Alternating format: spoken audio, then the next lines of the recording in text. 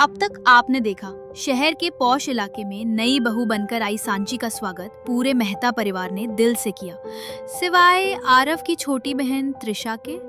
त्रिशा को लगता था कि भाभी ने उसका भाई उससे छीन लिया है।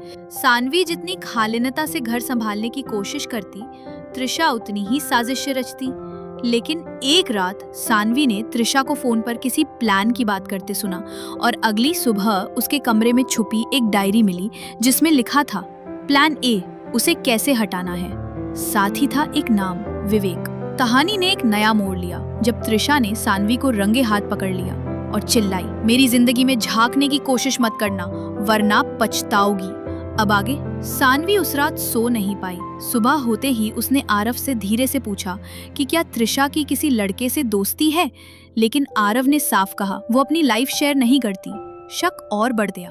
त्रिशा के कॉलेज जाते ही सानवी ने दोबारा उसका कमरा खंगाला और एक पेन ड्राइव मिली। जैसे ही उसने चलाया उसमें त्रिशा और किसी विवेक की कॉल रिकॉर्डिंग भी। जैसे ही मम्मी पापा लौटेंगे हम स्टेप 2 शुरू करेंगे। पहले उसे सबकी नजरों में गिराना होगा। उसे क्या त्रिशा सानवी को घर से निकालना चाहती है? अगले ही दिन घर में अफवाह फैलती है कि सानवी ने गहनों की अलमारी खोलने की कोशिश की।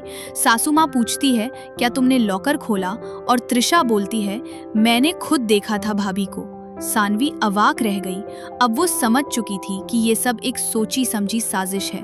उसने पलटवार की योजना बनाई। एक झूठी कॉल जानबूझकर त्रिशा को सुनाई।